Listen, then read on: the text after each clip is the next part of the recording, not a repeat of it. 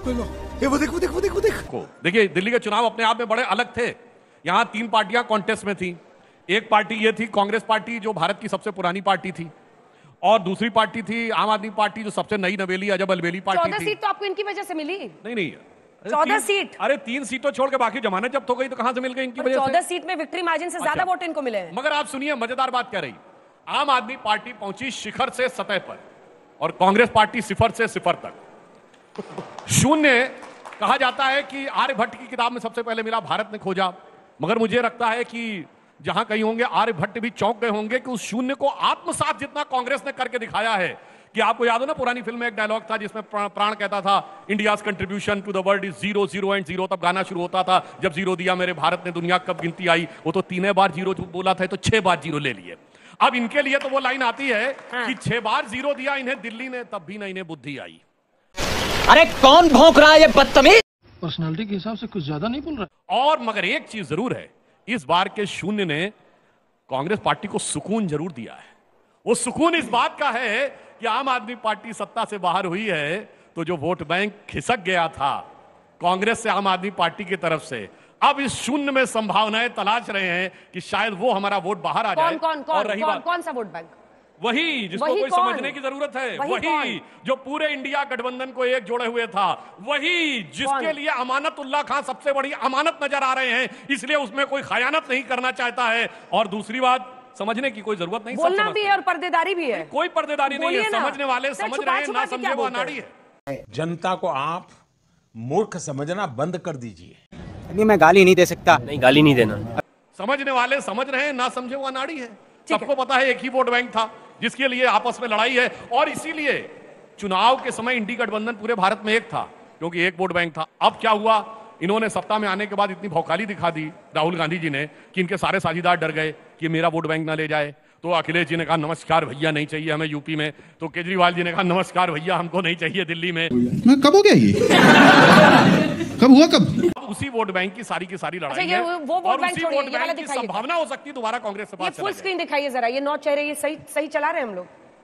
सुधांशु जी, ये 9 चेहरे, इन्हीं में से सीएम बनेगा। देखिए, अंतर जानते क्या रहता है, हमारी पार्टी में अंतिम क्षण तक किसी को नहीं पता रहता है कि सीएम कौन बनेगा, पार्टी का अध्यक्ष कौन बनेगा, अथवा कौन बनेगा। दूसरी पार्टियों में जन्म के साथ पता रहता है कि पार्टी का नेतृत्व कौन करेगा। कुछ भी झूठ बोला ये, झूठ बोला ये, बकवास कर रहा है। अब तू गया बेटा, अब तू गया, देख तेरी औकात मैं दिखाता हूं तुझे, देख। आलोक जी, वो कह रहे हैं लोकतांत्रिक पार्टी बीजेपी है और कांग्रेस पार्टी संभावनाएं तलाश रही है कि मुस्लिम मतदाता वापस उसकी तरफ आ गया है और इसीलिए आप लोग आगे बढ़ रहे हैं, वरना 0 में आप लोगों ने रिकॉर्ड बना दिया है। देखिए, मुझे लगता है कि 93 के बाद बीजेपी को दिल्ली की जनता ने मौका दिया है। अभी भी आम आदमी पार्टी और कांग्रेस को कोसना छोड़ देना चाहिए। दिल्ली के लिए क्या करना है उस पर काम करना चाहिए। ये बड़ी अच्छी बात कही आप। दिल्ली आज कितनी प्रदूषित है, यमुना का क्या बुरा हाल है, जो स्कूलों की, कॉलेजों की, मोहल्ला क्लिनिक्स की हालत है, उस पर क्या काम करेंगे, उस पर बीजेपी को सोचना चाहिए। लेकिन दुर्भाग्य यह है कि भाजपा पिछले 11 साल से अभी भी इतिहास में ही जी रही है।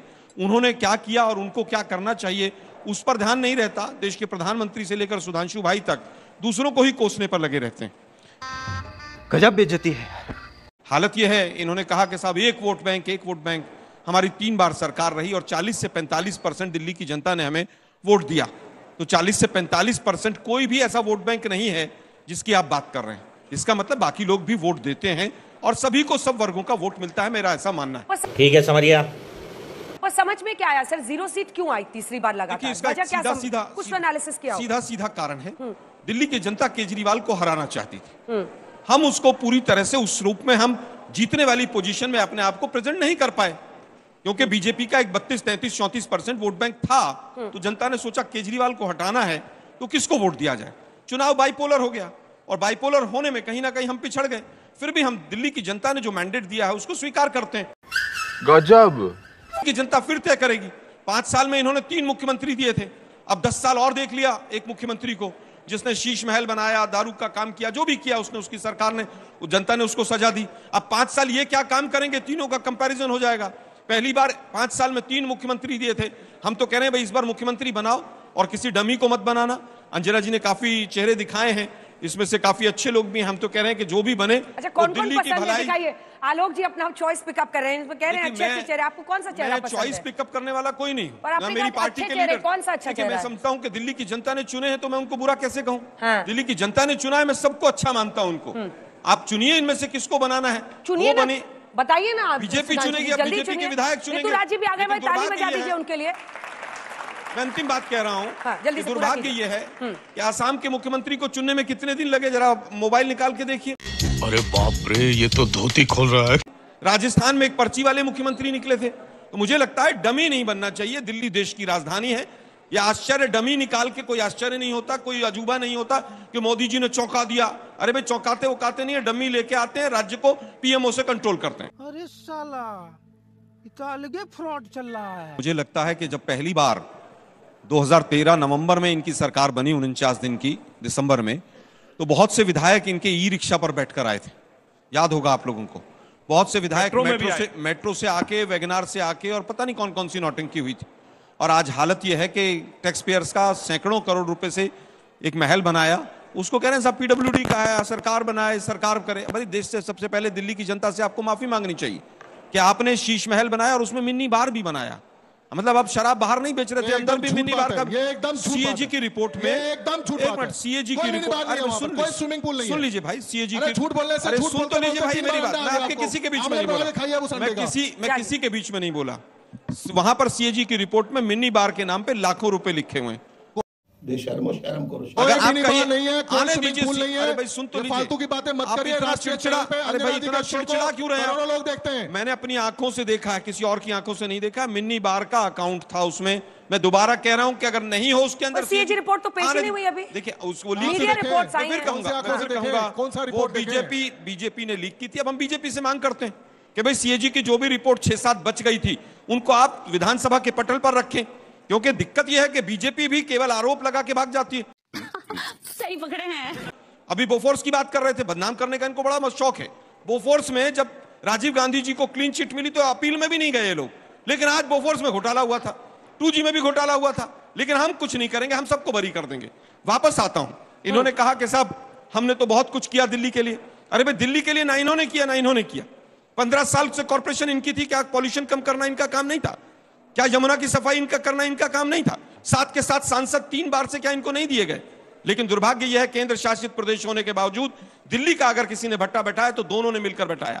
क्या आप पहले कौन सा कदम नहीं उठा सकते थे एलजी के माध्यम से, जो आप अब उठवाएंगे? क्या इंक्वायरी, जांच, कोई भी चीज पहले आप एलजी के माध्यम से नहीं कर सकते थे? एसीबी आपके पास थी, दिल्ली पुलिस आपके पास थी, कितने आपने जांच करके पहले कर लेते? जब दिल्ली लूट रही थी तब आप सो रहे थे। शराब नीति पर आपके एलजी ने दस्तखत करके शराब नीति को लागू किया। आपके कॉर्पोरेटर्स ने परमिशन देके शराब की दुकानें खुलवाई। आज आप इनसे झगड़ा करेंगे।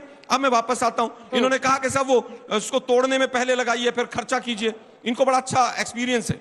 गुजरात में एक पुल था, उसकी लागत बनाने की 42 करोड़ थी और उसको तोड़ने की, जब वो गिर गया, तोड़ने की लागत, उसका टेंडर जो था 44 करोड़ का था। आप क्रोनोलॉजी समझ लीजिए। तो इनको बहुत अच्छा एक्सपीरियंस है और ये कहते हैं साहब जो हम कहते हैं वो करते हैं।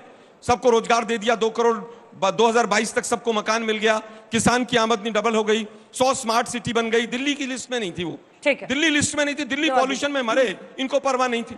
चूतिया बनाया तुमको। जनता का एक सवाल आया आपके लिए। हाँ, तो मैं पूछना चाहता हूँ कि आप बोलते हैं कि हम एक मजबूत विपक्ष बनकर बीजेपी के सामने आएंगे। मैं ये देखना चाहता हूँ कि जिस पार्टी की एक सीट नहीं आ रही वो कैसे मजबूत विपक्ष बन पाएगा? क्या आपकी पार्टी जो 3 में भी नहीं है, 13 में भी नहीं है, हम क्या उसको किस तरह से उनकी योजनाएं देखेंगे कि वो बीजेपी को फोर्स करे? अभी बता है भाई, अभी बता है। अभी तूने गाड़ी में उंगली किया ना, अभी बता है। लगता है कि केवल विधानसभा में सदस्य हो जाने से मजबूत विपक्ष नहीं होता है। बाहर से, विधानसभा के बाहर भी विपक्ष की भूमिका में कांग्रेस रहेगी और जो भी इनके गलत कारनामे होंगे वो उठाएंगे। ऋतुराज जी, आप ऐसे क्या कर रहे थे? आप उंगली क्या दिखा रहे थे? पिछली विधानसभा में भी, पीछे से, चूंकि आलोक जी देख नहीं रहे। एक मिनट, पिछली विधानसभा में भी हम 0 पे थे, लेकिन अंजना जी बहुत अच्छा सवाल इस बच्चे ने पूछा है। पिछली विधानसभा में भी हमारा विधायक नहीं था, लेकिन शराब घोटाले के मेन कंप्लेनेंट कांग्रेस पार्टी थी। ये देखिए, बिल्कुल सही बात बोली। और उसके बाद इन्होंने जाकर बंधन कर लिया। सुनिए, देखिए सुधांशु भाई, मैं आपके बीच में नहीं बोला। हमने अभी भी पार्लियामेंट के अंदर 6 बिलों को पिछले 1 साल में बुलडोज होने से बचाया है। आज भी तमाम बिलों के ऊपर चर्चा होनी शुरू हो गई है।